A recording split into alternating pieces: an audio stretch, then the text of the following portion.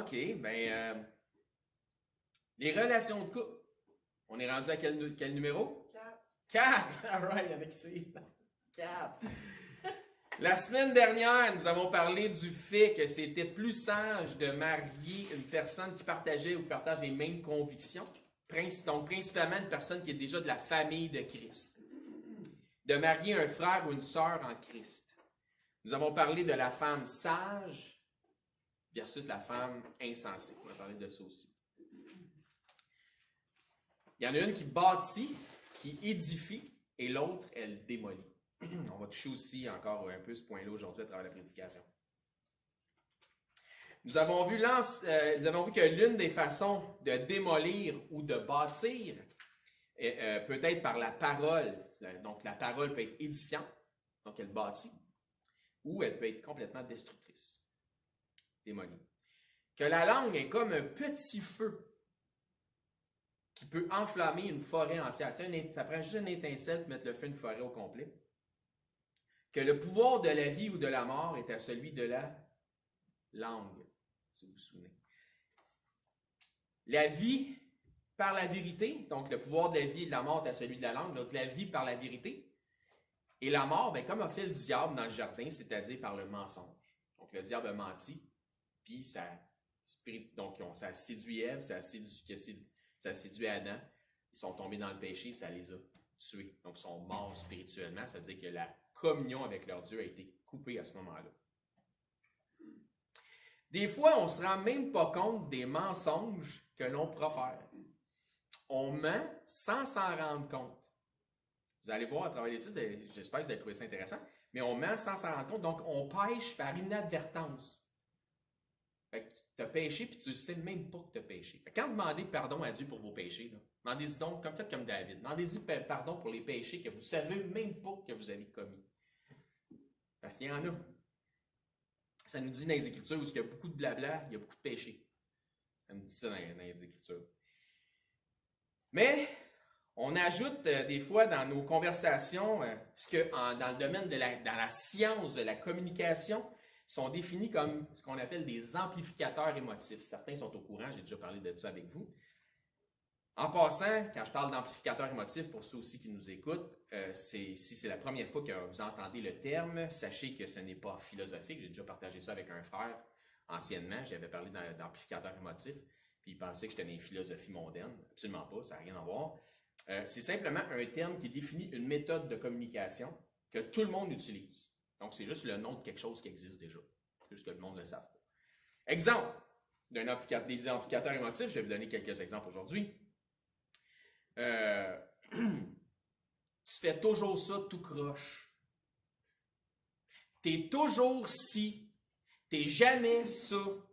À chaque fois que... C'est tout ça, c'est des amplificateurs émotifs. Pas rien de philosophique là-dedans.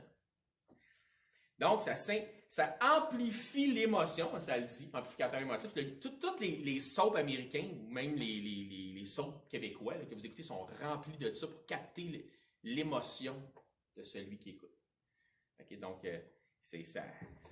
on joue avec les émotions là-dessus. Donc, ça amplifie l'émotion de ce qu'on tente de communiquer. Donc, on va parler de communication aujourd'hui dans le couple, communication aussi dans la famille.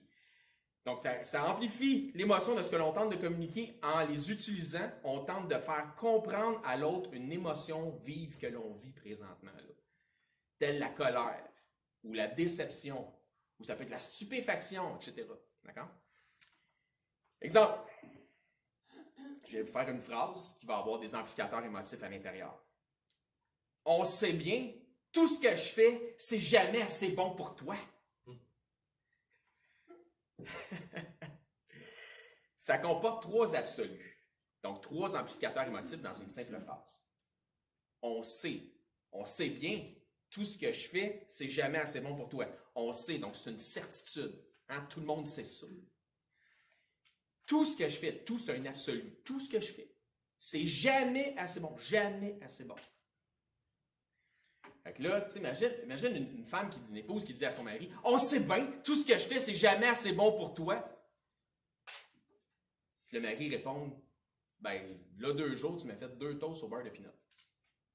Puis il était assez bonne pour moi. » Fait que basé sur l'histoire de ces deux toasts, c'est pas vrai que tout ce que tu fais n'est jamais assez bon pour moi, parce que ces deux toasts au beurre de pinot-là étaient vraiment excellentes pour moi. Vous comprenez? Fait que, vous comprenez comme pourquoi il y a de l'exagération, ce qui ne devrait pas en avoir? Ok, parfait. Donc, l'objectif d'utiliser des amplificateurs émotifs, donc les absolus, dans une phrase, c'est d'établir, c'est pas d'établir, pardon, les faits, mais c'est de communiquer une émotion. On est des boules d'émotions, on est incipit, c'est comme ça qu'on communique. Vous allez voir qu'on ne s'en sort pas de ce phénomène-là. Donc, ce que je dis ici, c'est qu'il faut faire attention à aux absolus qu'on utilise lorsqu'on communique avec les autres. Ça fait du sens, Adam? Parfait, on fait juste commencer. Est-ce que c'est vrai? Tu sais, dans le sens, on sait bien que tout ce que je fais, c'est jamais assez bon pour toi. La question à se poser, c'est est-ce que c'est vrai que la personne ne fait jamais rien d'assez bon? Là, tu peux poser la question. Jamais? Jamais, jamais? Jamais, jamais, jamais? Un peu comme en vente, tu sais. Le client qui dit « Ah, moi, j'achète jamais la première journée que je magasine. » Là, tu dis « Ah ouais, même quand vous rentrez au dépanneur pour un Pepsi. » Non, non, mais c'est pas ça, là. OK, mais jamais? Non, non, jamais. Jamais, jamais? Ben là, ah, OK, parfait. Ah, tu vois? Vois-tu, c'est un absolu qui n'est pas nécessairement vrai. Fait que jamais, jamais? Jamais? Jamais. Jamais. Voyez-vous, le fait d'utiliser des absolus dans une conversation, c'est tel, toujours, jamais, etc., inconsciemment, ça nous fait quoi, ça? Ça nous fait mentir. Voyez-vous, on ment sans s'en rendre compte. On pêche sans s'en rendre compte. OK, que tout homme soit menteur et Dieu véritable. Levez la main si vous n'avez jamais menti. Parfait. Au moins là-dessus, vous n'êtes pas menteur. Ouais, ça va bien là-dessus, au moins vous n'êtes pas menteur. Notre passage d'ouverture de l'avant-dernière série était Jacques 1,25. Regardons au verset suivant qui est Jean 1,26. Si quelqu'un croit être religieux, attention, pas si quelqu'un est religieux, si quelqu'un pense qu'il l'est. Si quelqu'un croit qu'il est être religieux, sans tenir sa langue en bride, mais en trompant son cœur. Fait que s'il trompe il tient pas sa langue en bride, il trompe son cœur, il pense qu'il est religieux, mais il ne l'est pas. C'est ça que ça dit? J'ai décortique, là. Si quelqu'un croit être religieux sans tenir sa langue en bride, mais en trompant son cœur, la religion de cet homme est vaine. Donc, vous allez voir qu'on n'est pas très, très religieux. Vous allez voir que c'est clair qu'on ne l'est pas pantoute. On ne pratique pas de la religion ici, c'est pour les nouveaux qui sont dans le Seigneur, peut-être qu'ils ne savent pas, mais on pratique une relation ensemble, avec notre Seigneur premièrement, puis ensemble entre nous autres. On est dans le domaine de la relation et non pas dans le domaine de la religion. C'est un peu le témoignage que notre frère nous apportait tantôt. Il disait, là, c'est par la foi. Il y a quelque chose qui... c'est pas les œuvres. On n'a pas des lois à suivre. On fait les choses par la foi, par rapport à la relation qu'on veut bien avoir avec notre Seigneur, par rapport à la relation qu'on veut avoir avec nous autres, qu'on veut maintenir entre nous autres. Donc, le message aujourd'hui va vraiment parler, justement, de la communication entre nous. Puis entre ceux de notre famille, entre époux, épouses, etc. Donc, ce passage de Jacques 1,26 sert de préambule à ce qui suit dans le Jacques chapitre 3. Donc, ça dit, si quelqu'un croit être religieux sans tenir sa langue en bride, mais en trompant son cœur, la religion de cet homme est vaine. Jacques 3, 2. Nous bronchons tous de plusieurs manières. On est tous pécheurs, on fait tous des erreurs. Si quelqu'un ne bronche point en parole, c'est un homme parfait, capable de tenir tout son corps en bride. Un homme parfait. Mesdames, si vous cherchez un homme parfait, ça prend quelqu'un qui est capable de tenir sa langue en bride, ne point broncher en parole. Donc, un homme parfait, c'est celui qui ne bronche pas en parole, c'est celui qui ne trébuche pas dans sa langue trop bien pendue. Donc, il s'enfarge dans sa langue, trébuche dans sa langue. Donc, cet homme-là est parfait. Dans Colossiens 3,14, ça nous parle de la charité qui est le lien de la perfection. Est-ce que de tenir sa langue en bride et la charité il y aurait un lien entre les deux? De toute évidence, oui. C'est charitable, ça va faire attention à ce que tu dis à l'autre. Parlant de tenir en bride, Jacques continue avec son analogie au verset 3. Il dit, si nous mettons le mort dans la bouche des chevaux pour qu'ils nous obéissent, nous dirigeons aussi leur corps tout entier. Tu mets un mort dans la bouche d'un cheval. Tu connais ça, toi? Parfait. Et qu'est-ce qui arrive si tu tires un petit peu à gauche? Il s'en va par où? Pourquoi? Parce que le fait que tu tires un petit peu à gauche, pour pas qu'il se blesse, sa tête va tourner vers la gauche. Si sa tête tourne vers la gauche, ses yeux vont vers la gauche, fait qu'il va aller vers la gauche. OK, parfait. Même chose vers la droite. OK, parfait. Donc, c'est à ça que ça sert. Donc, mais on est championne d'équitation aussi. Tu viens d'en profiter. Parfait. Verset 4. Voici, même les navires qui sont si grands et que poussent des vents impétueux sont dirigés par un très petit gouvernail au gré du pilote. De même, la langue est un petit membre et elle se vante de grandes choses. Voici comme un petit feu peut embraser une grande forêt. La langue, donc il va continuer son analogie. La langue aussi est un feu. C'est le monde de l'iniquité. La langue est placée parmi nos membres, souillant tout le corps et enflammant le cours de la vie en étant elle-même enflammée par les flammes de l'enfer, c'est-à-dire de l'AGN. Donc, je ne peux pas m'empêcher de lire ça et de penser à ce que Jésus a dit dans Matthieu 15, parce que ça vient dire ici, souillant tout le corps. OK? Dans Matthieu 15, 18, ça dit, mais ce qui sort de la bouche vient du cœur. Donc, c'est extrêmement en ligne avec ce que Jésus a dit. Ce que Jacques vient de dire va avec ce que Jésus a dit. Mais ce qui sort de la bouche vient du cœur. Et c'est quoi ça? C'est ce qui souille l'homme. Car c'est du cœur que viennent les mauvaises pensées, les meurtres, les adultères, les impudicités, les vols, les faux témoignages, les calomnies. Et voilà les choses qui souillent l'homme. Souillé et loin d'être parfait. Les mauvaises pensées ne viennent pas du cerveau, mais du cœur de l'homme, que ça nous dit. Je ne dis pas que ça ne passe pas par le cerveau, mais on s'entend. On va prendre ce que la Bible nous dit ici. Et qu'est-ce qui est méchant par-dessus tout dans l'homme, c'est le cœur. Puis les méchancetés, l'homme l'accomplit par ses paroles. On ne fera pas un message sur le cœur de l'homme aujourd'hui, mais puis peut-être qu'on le fera un moment donné, mais dans Jérémie 17, 9, ça nous dit que notre cœur est méchant. Le cœur de l'homme est méchant par-dessus tout. Qui peut le connaître? Moi, l'Éternel. Lui connaît nos cœurs, parce que Dieu regarde au cœur. Il ne regarde pas ce que les hommes regardent.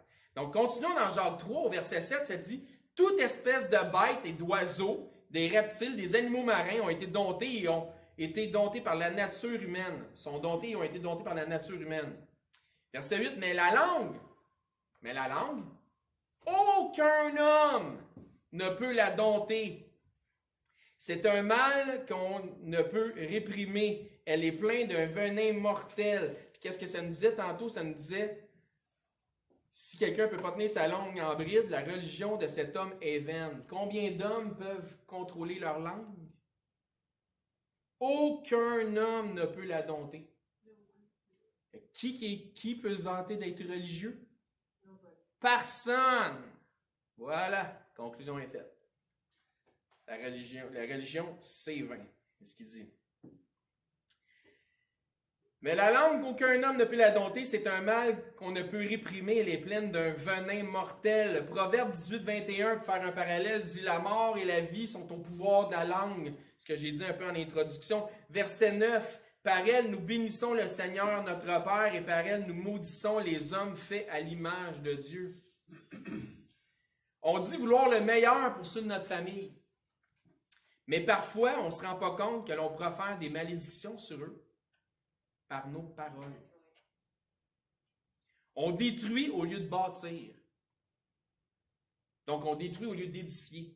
Verset 10 de Jacques 3. « De la même bouche sortent la bénédiction et la malédiction. Il ne faut pas, mes frères, qu'il en soit ainsi. » Donc, autant que faire se peut, il ne faut pas que ça soit ainsi. Ça dit... Romains 12, 14, ça dit « Bénissez et ne maudissez point. »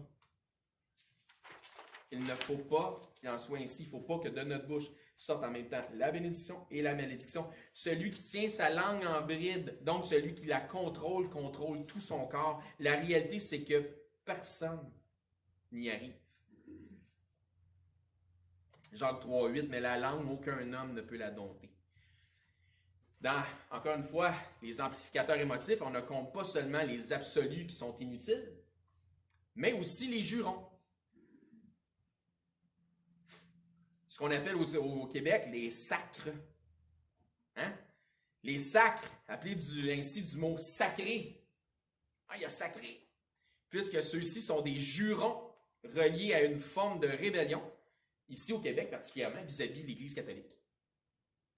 Donc, la plupart des Québécois qui utilisent aujourd'hui des jurons reliés à l'Église catholique, dans le français québécois, ne cherchent pas à blasphémer le Seigneur. Je parle la plupart, ils ne sont même pas conscients. Ils sont juste quelque chose qu'ils ont appris. Tel que certains voudraient le croire. Ce n'est pas parce qu'ils disent des choses qu'ils ne devraient pas qu'ils cherchent nécessairement à blasphémer le Seigneur. Je ne dis pas que ça soit édifiant nécessairement. Je fais un autre parallèle, là, tant qu'à parler de choses qui sont un peu plus scientifiques là-dedans. Vous connaissez le syndrome de Tourette? Pourquoi, quand quelqu'un a le syndrome de Tourette, ce qui sort de sa bouche souvent, c'est des blasphèmes? La réalité, c'est que c'est parce que ce n'est pas à la même place dans le cerveau que les mots standards, que les mots qu'on communique à tous les jours. Ils sont placés ailleurs dans le cerveau. Okay, c'est pour ça. Okay. Donc, je fais de la parenthèse. Mais des fois, c'est intéressant de savoir ça. Ah ouais, je ne savais pas. Ben oui, c'est ça. C'est pour ça que ce n'est pas des beaux mots qui sortent, parce qu'il y a comme une défaillance du cerveau, puis ça va chercher les mots dans cette région-là du cerveau. Donc, mais les jurons québécois s'associent plutôt, comme je disais, à une forme de rébellion au régime totalitaire et contrôlant de l'emprise que fut jadis celui de l'Église catholique. Donc, c'est une forme de rébellion. C'est ironiquement une forme de protestation. Ironique. Donc, les Québécois sont, pour la plupart, des protestants, au moins par leur langage. Il n'est donc pas utile de s'offusquer, je dirais, ou de s'offenser avec toutes ces choses. Donc, si tu es avec quelqu'un du monde qui fait juste qui sac, tranche, c'est pas utile que tu t'offenses. C'est plutôt utile que tu y témoignes. Donc, il n'est pas utile de s'offenser et de s'offusquer avec ces choses-là. Ça serait plus utile de témoigner à ces gens-là. Attention, je ne dis pas ici que c'est une porte ouverte ici pour se mettre à sacrer ou à jurer comme des charretiers, car il est bon de s'abstenir de ce qui pourrait offenser les autres. Est-ce que vous savez ça? Parfait, ça c'est sage. Sachez donc tout simplement qu'il est dans la nature de l'être humain d'utiliser des amplificateurs émotifs, parce que personne ne peut dompter sa langue et la tenir en bride. Personne. Donc, la plupart des chrétiens, attention, là, la plupart des chrétiens qui n'utilisent pas les jurons québécois, ils font bien, là. Mais ils les ont habituellement remplacés par quelque chose d'autre qui signifie les mêmes intentions. Juste amplifier les émotions. Il fait beau à motadine dehors. T'sais. Oui, il fait beau en tabarouette, en tabarnouche. Tu comprends? Ça donne la même intention. On n'a pas besoin d'aller plus loin que ça. On est quand même filmé présentement. Donc, c'est juste moins offensant à entendre et ça innocente souvent la conscience de celui qui l'utilise. D'ailleurs, on a raison d'appeler ça des jurons. Pourquoi? Parce que ça ajoute à la conversation comme celui qui dit « Ben, je te le jure, c'est pas moi là, qui l'a fait, je te jure que c'est pas moi. » Donc, ça ajoute. En passant, ça aussi, c'est un amplificateur émotif, je te le jure. Matthieu 5, 34. On va voir le verset 34 et le verset 37. Donc, la première partie du verset 34 et le verset 37, ça dit « Mais moi, Jésus dit, mais moi je vous dis, ne jurez aucunement. » Soit que Jésus il est smart, il est intelligent. Elle vous dit au verset 37 que votre parole soit oui, oui, non, non. Ce qu'on y ajoute vient du malin. Oui, je te le jure, c'est pas moi. Je te le jure. Tu fais jamais ça comme du monde. Tu es toujours en retard. Ce qu'on ajoute vient du malin. Jurons. Je te le jure. Il existe d'autres amplificateurs émotifs, telles les insultes. Ouais, on n'ira pas là-dessus, là. Un autre qui est complètement inutile et qui est méconnu, c'est l'utilisation du nom de famille hors contexte. Mettons que j'ai une discussion à haut volume avec Karine, ce qui n'arrive jamais. Jamais. Mettons que on a une discussion à haut volume. Puis là, je dépasse les bords. Puis là, elle dit... Fais attention! Ah ouais, elle dit, là, mettons qu'on est les deux tout seuls dans la maison, juste moi puis elle. Là. Puis là, le ton monte, tu sais. Là, elle dit, là, Éric Bray! Avec une claque sur la place, fait mal à la main. C'est parce qu'il n'y a pas d'autre Éric. Le Bray n'était pas nécessaire. On est tout seul dans la maison. Fait que c'est un amplificateur émotif. Okay? Donc, ce qu'on ajoute, ça vient du malin. En passant, Karine n'a fait pas ça. Jamais. Cette main sont trop petites. Ah, mais pas se faire donner des tapes sur la table, elle va se faire mal. De ça, je parlais. Donc, ça, c'est un exemple. C'est juste un exemple que je donne, ça n'arrive pas. Morale d'histoire. Écoutes-tu ça, Samuel? Oui. Parfait, excellent. Morale d'histoire, la langue est un petit feu qui est plein d'un venin mortel. On peut tuer et détruire par le pouvoir de la langue, mais il ne faut pas qu'il en soit ainsi dans nos familles, parmi nous, entre frères et sœurs. Il faut, par la charité, tenir notre langue en bride, en autant qu'on est capable de le faire. Sinon, ben, tu t'humilies, tu t'excuses. Non, pardon. Dans le sujet des relations de couple, il est bon d'apprendre, ou au minimum, d'être exhorté à avoir une bonne et saine communication. Donc, faire attention à ce que l'on dit, les mots que nous utilisons, le ton qu'on utilise, les amplificateurs émotifs, etc., etc. Je dirais que c'est pas mal ça que de tenir sa langue en bride. Mais sachez que ce que l'on dit ou les mots que nous utilisons ne représentent que 10% de la communication. L'autre 90% de la communication, c'est le ton, l'émotion, l'emphase sur les mots dans une phrase. Donc, je ne ferai pas un cours au complet, là. Mais surtout, le langage corporel. On va vous donner un exemple.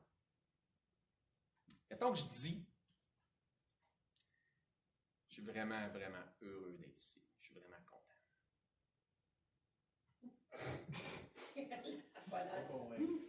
Je vais utiliser les mêmes mots. Je suis vraiment, vraiment heureux d'être ici. Je suis vraiment content. C'est les mêmes mots.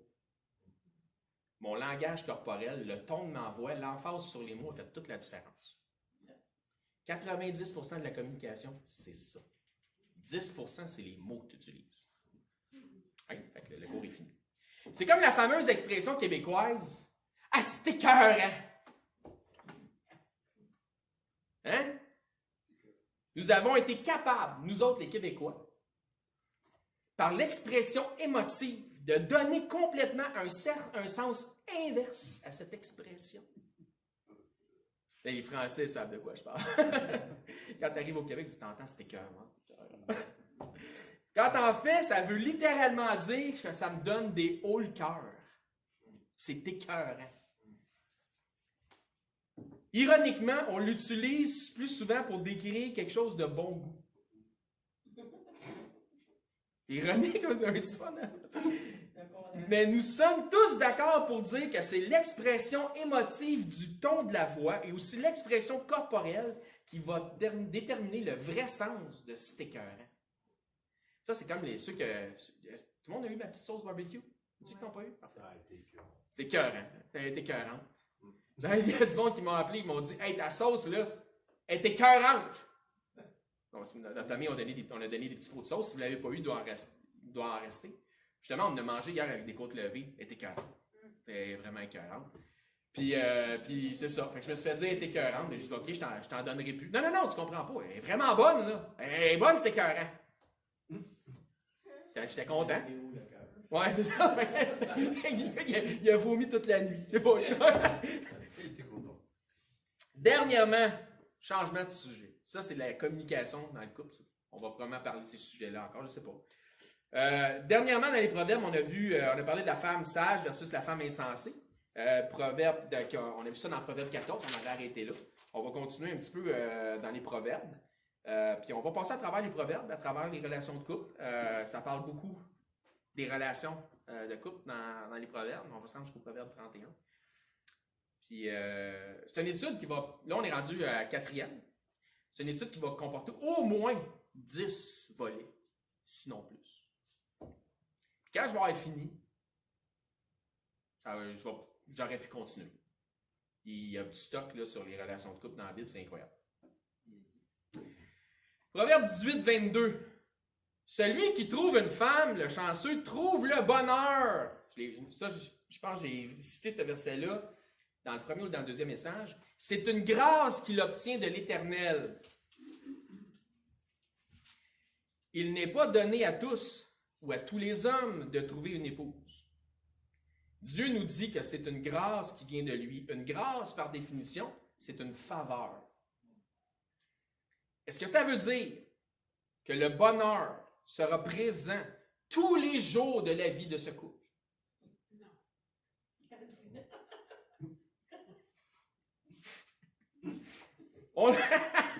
Non! On le souhaiterait, là, quelqu'un d'expérience. On le souhaiterait, mais la nature humaine étant, la réalité est tout autre. Parce qu'il y a 2 humains, donc dans un couple, minimum. Hein? Tu entends? Ça prend ça. Mais la nature humaine étant, ça fait que la réalité est tout autre. Néanmoins, le fait de trouver une compagne de vie ou un compagnon de vie avec laquelle il y aura éventuellement des hauts et des bas, devrait être un sujet de réjouissance et de joie. C'est pourquoi nous célébrons l'union du mariage. On le sait, là, tu sais, quand tu vas dans un mariage, là, tu sais qu'il va y avoir des hauts et des bas. Mais tu y vas pareil, puis tu te réjouis avec eux autres pareil.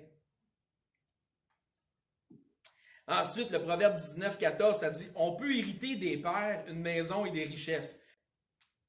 Mais une femme intelligente est un don de l'Éternel. » Gloire à Dieu. Une grâce. Donc, ça dit, c'est une grâce qu'il obtient de l'Éternel. Celui qui trouve une femme et trouve le bonheur, c'est une grâce. Puis après ça, ça nous dit, ben, c'est intelligente. En plus de ça, c'est un don. Fait que c'est une grâce, puis un don d'Éternel. La Bible nous dit qu'il va y avoir des afflictions, des tribulations dans le mariage. Puis vous allez trouver la référence dans 1 Corinthiens 7, 28. Donc, ça ne sera pas rose tout le temps. Ça, c'est la réalité des choses. Parlant d'affliction ou de bonheur qui s'évanouit, ensuite, les proverbes nous parlent de la femme querelleuse. Oups, tu vois qu'elle est moins intelligente que l'autre. Donc, elle n'est pas très intelligente, puis je te dirais qu'au lieu d'être une grâce, c'est plutôt une disgrâce. C'est plate, mais la Bible nous parle de ça, tu peux en parler. Hein? Proverbe 19, 13, la deuxième partie dit « Les querelles d'une femme sont une gouttière sans fin. » Les querelles d'une femme sont une gouttière sans fin. Tu fais « Oh, misère! » Nous venons de passer beaucoup de temps sur le fait de faire attention à nos paroles. On vient de parler de la communication. Les querelles d'une femme sont une gouttière sans fin. Mais les proverbes réenchérissent avec le sujet des querelles qui, bien évidemment, sont initiés par les étincelles de la langue. Hein? Ça nous compare une femme querelleuse à une gouttière sans fin. Samuel, c'est quoi une gouttière? C'est un truc sur les toits, genre, que l'eau de pluie passe sur les toits et qui évacue vers la sortie au niveau du sol. Parfait. Donc ça, c'est une gouttière commune, on connaît ça. Hein? Les gouttières sur le bord des toits, qu'est-ce que Samuel vient de nous expliquer. Mais dans la Bible, quand ça dit qu'une femme querelleuse est une gouttière sans fin, sais-tu qu'est-ce que ça veut dire, Samuel? Dis non. Dis non. Non. Non. Parfait, je vais te l'expliquer. Quand on parle ici d'une gouttière, Dieu il dit que c'est comme avoir un trou dans le plafond. Pas quelque chose sur le bord de ta maison, un trou dans le plafond. Puis ça dégoûte dans la maison. Ouais. Mais sans arrêt. Une goutte d'eau qui fuit d'une manière constante peut causer beaucoup de dommages. On sait ça, hein, les assureurs savent ça. Quand on s'assure pour une maison, ils vont te le faire comprendre. C'est plus la goutte d'eau, hein? Ah, c'est une autre affaire, ça. Une femme querelleuse, comme le supplice de la goutte, j'avais pas pensé à ça, mais quel bon. De la torture. J'ai des clients qui, à l'île des Sœurs, vivaient au 12e étage d'un édifice, donc, puis leur frigo avait l'option eau et glace. Donc, c'est un tube gros comme un stylo bic là, qui passe en arrière de ton frigo. Là. Puis il y avait une petite fuite, puis ça a créé des dommages sur 8 étages plus bas pour des millions de dollars de dommages. Même chose pour une épouse qui cherche les engueulades, qui crie constamment après les enfants, après son mari. Elle est comme la femme insensée. Elle détruit sa maison comme une fuite d'eau constante et finit par détruire et causer beaucoup de dommages. Pas étonnant que certains hommes n'ont pas hâte de rentrer à la maison après le travail. On va juste dire les vraies affaires, puis Dieu nous le dit en plus. Ce que je viens de dire là, il y en a qui vont écouter ça, on va dire hey, c'est correct, qu'est-ce qu'il vient de dire là? C'est parce que Dieu dit exactement ça dans le Proverbe 21-19. On va écouter ce que Dieu dit. Mieux vaut habiter dans une terre déserte, tu sais, quand tu n'as pas le goût de rentrer chez vous, qu'avec une femme querelleuse et irritable. Fait que quand j'ai dit qu'il y en a, c'était pas étonnant qu'il y a des hommes qui n'ont pas le goût de rentrer chez eux après le travail. Tu avais raison, hein? Parce que c'est ça que Dieu dit. Mieux vaut habiter dans une terre déserte qu'avec une femme querelleuse et irritable. Ça te tente-tu de rentrer chez vous vers une femme agressive et querelleuse avec la moindre petite chose qui l'irrite? J'ai entendu l'histoire d'un type qui s'est fait lancer un grille-pain par sa femme. Parce qu'il s'était fait des toasts. Puis il avait essayé de tomber 3 miettes sur le comptoir. Elle a pété un câble parce qu'elle avait fait le ménage. Elle a dit de faire attention. Ben oui. T'es pas capable de faire attention, puis il a pitché le grille-pain. Qu'est-ce que vous pensez que le gars il a fait? Il a attrapé le grille-pain. Non, c'est tassé, le grille-pain est rentré dans le mur. Il a sacré son camp. On parlait de sacré, non? Sacré son camp. Il est parti. Le gars, il est parti. Elle a dû se demander, pourquoi mon... Elle a dû être là, elle a dû être... Mieux vaut habiter dans une terre déserte qu'avec une femme querelleuse et irritable. Tu sais, là, elle doit être là, je comprends pas pourquoi mon mari est parti. Tu récoltes ce que tu sèmes.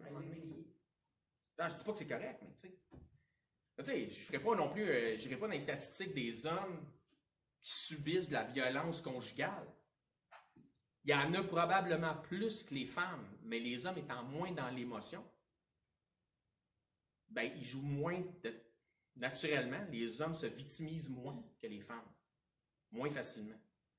Ils justifient le comportement. Je pense que c'est eux autres le problème. Ils endurent. Comme si Karine, là, quand elle me bat. Ma mère est là, Paris. J'ai dit, arrête, tu vas te faire mal. Voyons donc. C'est des blagues, là. Karine ne me bat pas. Sinon, je m'en rends pas compte. T'es chanceux. Ah ouais, je suis chanceux. C'était chanceux. Hey, c'est l'histoire d'un gars qui rentre chez lui, qui ouvre la porte et dit « Chérie, je suis arrivé! » Elle répond enragée noire « Mon écœur, hein? Ça fait 3 jours que t'es parti, puis tu me dis que t'étais parti juste acheter du lait au dépanneur. » Je savais que j'avais oublié quelque chose, j'ai oublié le lait. Il repart et il ferme la porte. Il revient. Je pense qu'elle n'a pas compris, hein, pourquoi il était parti la première fois. Proverbe 21-19, mieux vaut habiter dans une terre déserte qu'avec une femme querelleuse et irritable. C'est clair dans les Écritures que Dieu n'est pas pour la séparation des couples. Ça, on s'entend de ça.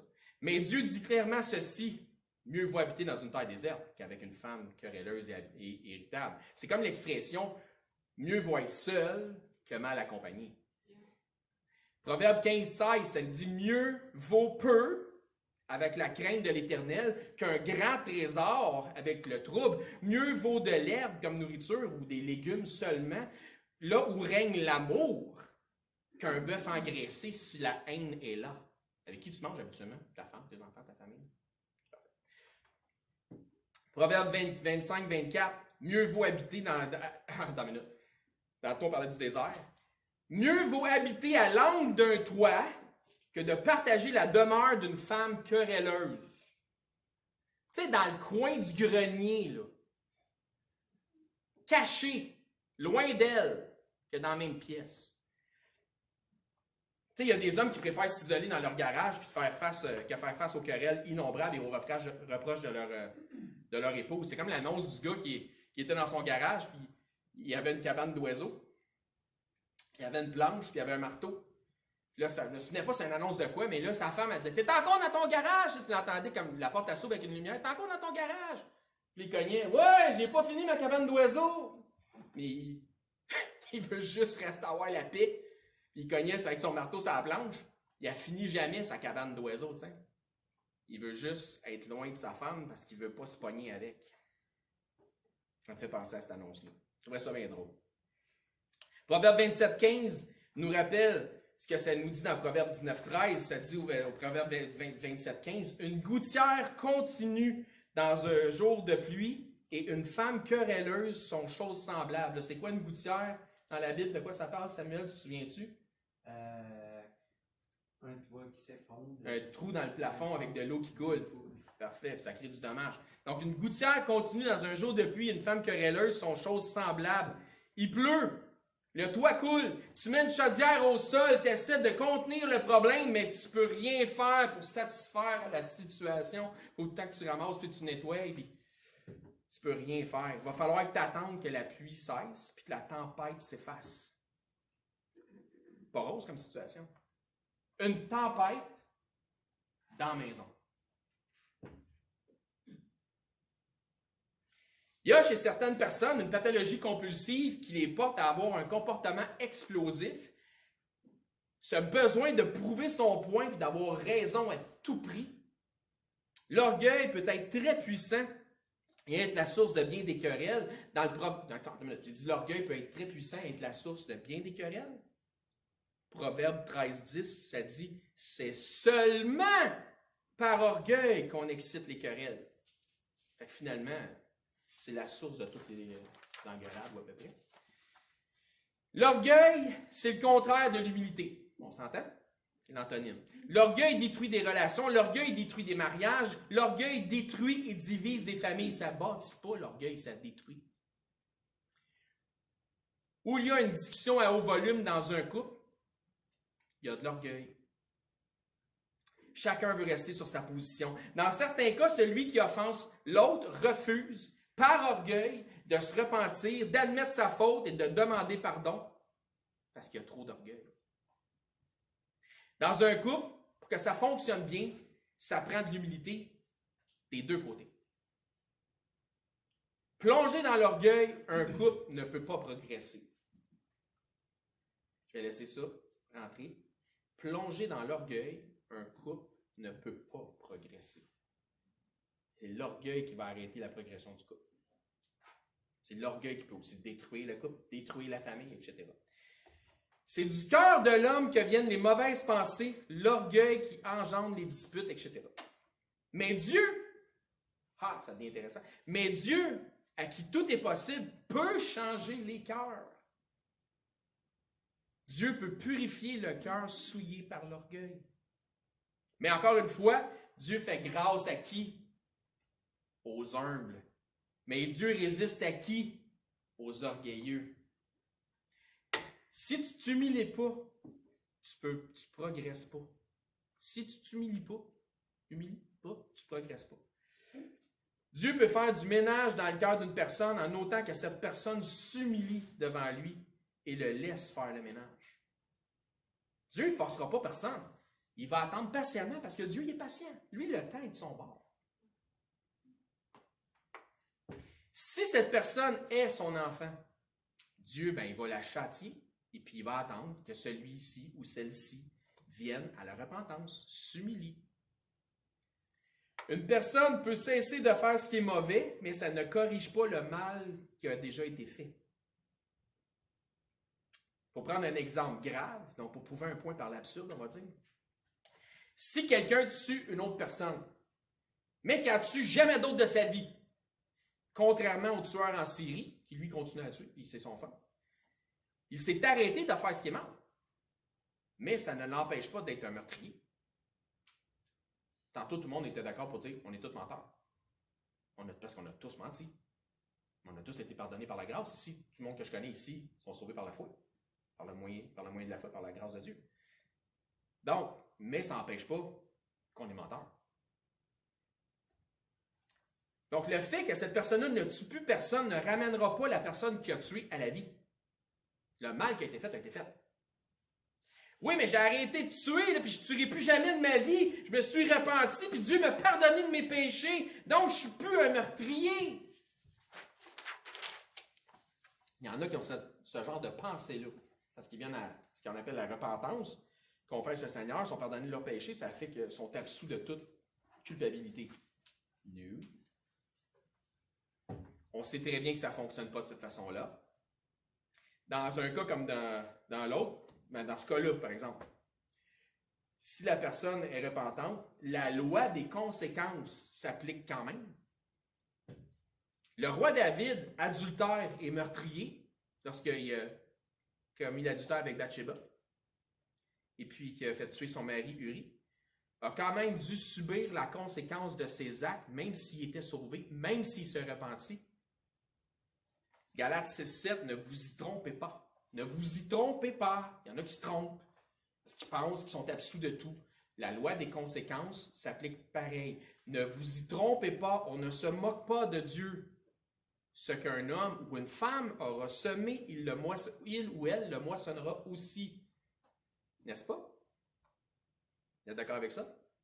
Ben, c'est ça, la loi des conséquences. Par exemple, un homme qui commet l'adultère, même s'il ne le fera plus jamais, risque que son épouse plie bagage et qu'elle le quitte. Ou risque que son linge se ramasse dans des sacs à vidange chez les gentils, puis qu'il finisse, qu'il s'en aille. Les actions ont des conséquences. On récolte ce qu'on sème, puis c'est un principe biblique. Je dis un homme, là, ça peut être une femme. Principalement une femme, attention. Si on se fie aux études en Amérique du Nord selon les études recensées chez les sexologues, pas les études de sondage. Allez pas voir ça, vous allez vous tromper. Les études recensées chez les sexologues, il y a plus de femmes qui trompent le mari que de maris qui trompent les femmes. Par sondage, ça donne le contraire. Ça veut dire en affaire, les femmes sont plus hypocrites sur le sujet que les hommes. Donc, s'il y a faute, le péché a été consumé, Dieu est le seul qui peut nettoyer le cœur mauvais de celui ou celle qui s'humilie devant lui. Ça, c'est une bonne nouvelle. Le psaume 51, versets 9 et 10, pour certains, ça va être le verset 11 et 12. Ça dit, David dit à Dieu, parle à Dieu, puis dans le psaume, il dit « Détourne ton regard de mes péchés. Efface toutes mes iniquités. Ô Dieu, crée en moi un cœur pur. Renouvelle en moi un esprit bien disposé. » Il manque de quoi, là? Je n'ai pas perdu mon salut, parce qu'il dit même « Redonne-moi la joie de mon salut. Je suis sauvé, mais là, j'ai perdu quelque chose. » Donc, j'espère que ce message aura su vous parler un peu. Au moins aux gens qui sont dans l'Assemblée, sinon les gens qui nous écoutent via les médias sociaux. On a tous besoin d'être exhortés sur notre comportement, sur la manière que l'on communique avec ceux qui partagent notre toit. Ça dit bénissez, ne maudissez point. Samuel, Éphésiens 4, 29, s'il vous plaît. Qui ne sort de votre bouche aucun parole mauvaise, mais s'il y a un lieu, quelques bonnes paroles qui servent à l'édification et communiquent une grâce à ceux qui l'entendent. Je continue? Oui, ben non, c'est parfait. Tu as bien fait ça. À ceux qui l'entendent, c'est parfait. Tu as bien fait ça. Merci. C'est pas mal bon. Devrait aller plus souvent. Donc, je sais que ce message-là ne changera pas la nature humaine. Et que probablement tous ceux qui l'ont écouté vont continuer à utiliser quand même des amplificateurs émotifs. Mais si au moins ça peut nous rendre plus attentifs, plus conscients, plus prudents dans nos paroles, ben ça sera déjà ça pour la gloire de Christ. Ça a du sens? Oui. Excellent. Ben, prions. Merci Seigneur Dieu de nous avoir réunis ensemble ce matin.